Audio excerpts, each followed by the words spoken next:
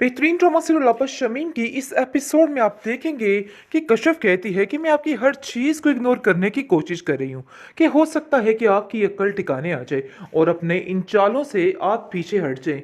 लेकिन मुझे नहीं लगता है कि आप अपनी इन चालों से पीछे हटेंगी, बल्कि दिन ब दिन मजीद आपकी हरकतें बढ़ती जा रही हैं। लेकिन बहुत जल्द मैं आपको बता रही हूँ कि सब कुछ खुल के सामने आ जाएगा। फिर उस दिन आप अब्दुल बारी के सामने मुंह दिखाने के काबिल तक नहीं रहेंगी। जिसको सुनकर वो कहती है कि भाई अपनी खैर मनाओ कि तुम्हारे साथ क्या होने वाला है। मुझे तो समझ नहीं आ रही कि इतना कुछ होने के बावजूद भी अभी भी तुम्हारी सुई इसी बात पर अटकी हुई है कि तुम मुझे मात किस तरीके से दोगी। लेकिन मुझे मात देना आसान नहीं है। शमीम नाम है मेरा, ये बात याद रखना। जिसको सुनकर वो कहती है कि बड़ी बड़ी शमीम आई और गई, आपका भी यही हाल होना है। अनकरीब आपके सामने ये सब कुछ होगा और आप देखती रह जाएंगी। आखिर आप क्या चाहती हैं और क्यों ये सब कुछ कर रही हैं? मुझे तो इन सब बातों की समझ नहीं आ रही है। अरे खुदारा, अपने आप को ठीक कीजिए, अपने दिमाग को दुरुस्त कीजिए और अभी भी बाज आ जाइए, क्योंकि मुझे लगता है कि जब तक आप बाज नहीं आएंगी कुछ भी ठीक नहीं होने वाला है। आपकी वजह से आपकी बहन का घर उजड़ा है। शायद आपको ये बात का अंदाजा नहीं कि नसीम बाजी की सारी इस हालत की जिम्मेदार आप ही हैं। उनको बुरी और गलत तरीके की शय दे के उनका बेड़ा गर्क कर दिया आपने।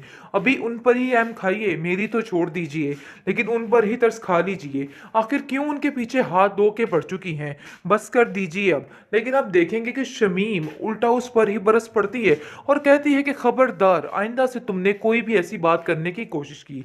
मुझे पता है कि मैंने अपनी बहन को किस तरीके से हैंडल करना है और उसको कैसे समझाना।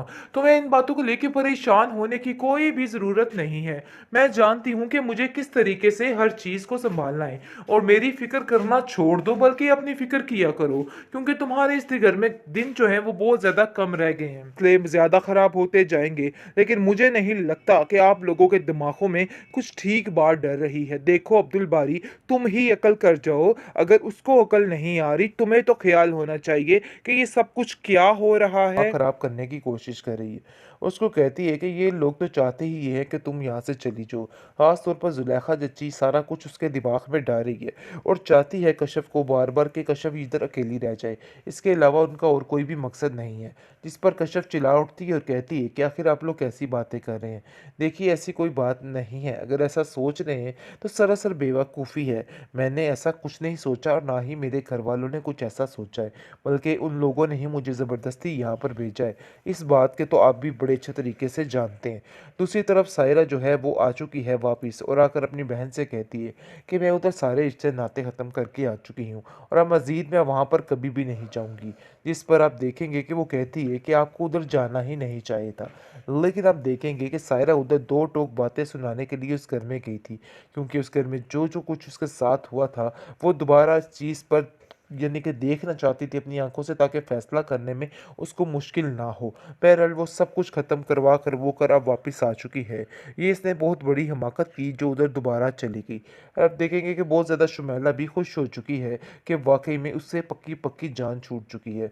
लेकिन कभी भी सायरा का ससुर ये बर्दाश्त नहीं करेगा कि वो लड़की इस घर में आए और शुमैला को कतई इजाज़त नहीं देगा। वो ये रज़ा को साफ साफ कह देता है कि देखो रज़ा, ये बात अपने दिमाग में अच्छे तरीके से बिठा लो। शुमैला इस घर में कभी भी नहीं आ सकती और ना ही तुम आ सकते हो। मैंने तुमसे पहले ही कहा था कि अगर सायरा इस घर में आती है तो तुम्हारे इधर आना बनता है, वरना बिल्कुल भी नहीं। इस घर में आने की तुम्हें बिल्कुल भी परमिशन नहीं है और अगर तुम ऐसा सोच रहे हो तो ये बिल्कुल गलत है। ऐसा कभी भी नहीं हो सकता, मेरे जीते जी तो बिल्कुल भी नहीं। बेहतरीन ड्रामा सीरियल वापस शमीम किस एपिसोड में आप देखेंगे कि कश्यप जो है वो काफ़ी परेशान है अब्दुल बारी के इस रवैये की वजह से। लेकिन शमीम बड़ी चालाकी के साथ कहती है कि देखो अब्दुल बारी, तुम्हें हिम्मत हौसले से काम लेना होगा। ऐसे मामले काफ़ी ख़राब हो जाते हैं। यानी कि सारा कुछ कर करा के भी फिर भी अच्छी बनने की कोशिश कर रही है और ऐसा महसूस करवा रही है अब्दुल बारी को कि जैसे उसने कुछ किया ही नहीं और उस बेचारी की कोई गलती ही नहीं है। लेकिन आप देखेंगे कि कश्यप के दिल में ये सारी बातें रच बस गई हैं, क्योंकि वो जानती है कि मामले ठीक नहीं होने वाले।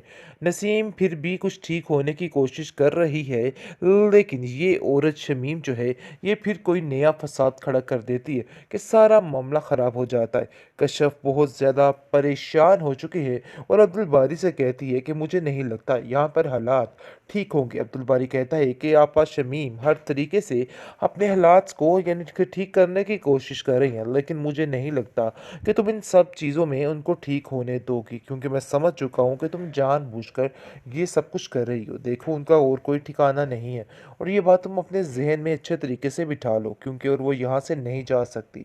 ये बात सोचना बिल्कुल बेफजूल है कि वो यहाँ से चली जाएंगी। ऐसा बिल्कुल भी नहीं हो सकता है। जिस पर कश्यप कहती है कि मैं ऐसा कुछ भी नहीं चाहती हूँ। बहरहाल बात ये है कि जब तक समन की तबीयत बेहतर नहीं होती मैं यहाँ पर ही हूँ, लेकिन जैसे ही उसकी तबीयत सुधरती है तो मैं यहाँ से फ़ौरन चली जाऊँगी, क्योंकि वो जान चुकी है कि यहाँ पर रहना सरासर बेवकूफ़ी है और कुछ भी ठीक होने वाला नहीं, बल्कि हालात मज़ीद ख़राब होने वाले हैं। ये उसको इस चीज़ का अंदाज़ा तो हो ही गया है। शमीम कहती है कि आखिर तुम्हें कैसा लगा मुझसे मुकाबला करके? देखो मैंने तुम्हें पहले ही कहा था कि मेरे साथ ये सारे मुकाबले करने की कोई भी ज़रूरत नहीं है, क्योंकि अगर तुम ऐसा करोगी तो बहुत सख्त नुकसान उठाओगी और देख लो ऐसा ही हुआ है। आज तुम्हें ही नुकसान है और तुम गहरे नुकसान में खड़ी हो। जिसको सुनकर कश्यप कहती है कि मुझे इन सब चीज़ों की कोई परवाह नहीं है और ना ही मैं किसी के ऊपर कुछ बर्डन करना चाहती हूँ। बस बेहतर यही है कि बस ठीक होती है समझ जैसे ही मैं यहाँ से चली जाऊँगी, क्योंकि मुझे भी आपसे जंग लगाने का कोई भी शौक नहीं है। दूसरी तरफ आप देखेंगे कि शमीम जो है वो नसीम का दिमाग ख़राब करने की कोशिश कर रही है। उसको कहती है कि ये लोग तो चाहते ही ये है कि तुम यहाँ से चली जाओ। ख़ास तौर पर ज़ुलेखा जच्ची सारा कुछ उसके दिमाग में डाल रही है और चाहती है कश्यप को बार बार कि कश्यप इधर अकेली रह जाए। इसके अलावा उनका और कोई भी मकसद नहीं है। जिस पर कश्यप चिल्ला उठती है और कहती है कि आखिर आप लोग कैसी बातें कर रहे हैं? देखिए ऐसी कोई बात नहीं है। अगर ऐसा सोच रहे हैं तो सरासर बेवकूफ़ी है। मैंने ऐसा कुछ नहीं सोचा और ना ही मेरे घर वालों ने कुछ ऐसा सोचा है, बल्कि उन लोगों ने ही मुझे ज़बरदस्ती यहाँ पर भेजा है। इस बात के तो आप भी बड़े अच्छे तरीके से जानते हैं। दूसरी तरफ सायरा जो है वो आ चुकी है वापस और आकर अपनी बहन से कहती है कि मैं उधर सारे रिश्ते नाते ख़त्म करके आ चुकी हूँ और अब मज़ीद मैं वहाँ पर कभी भी नहीं जाऊँगी। जिस पर आप देखेंगे कि वो कहती है कि आपको उधर जाना ही नहीं चाहिए था।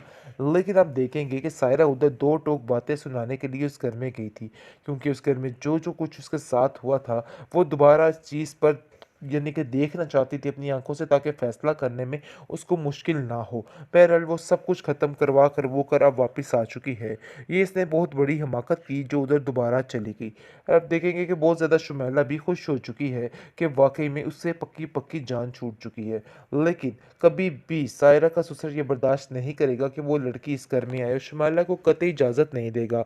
वो ये रज़ा को साफ साफ कह देता है कि देखो रज़ा, ये बात अपने दिमाग में अच्छे तरीके से बिठा लो। शुमाइला इस घर में कभी भी नहीं आ सकती और ना ही तुम आ सकते हो। मैंने तुमसे पहले ही कहा था कि अगर सायरा इस घर में आती है तो तुम्हारे इधर आना बनता है, वरना बिल्कुल भी नहीं। इस घर में आने की तुम्हें बिल्कुल भी परमिशन नहीं है और अगर तुम ऐसा सोच रहे हो तो ये बिल्कुल गलत है। ऐसा कभी भी नहीं हो सकता। मेरे जीते जी तो बिल्कुल भी नहीं।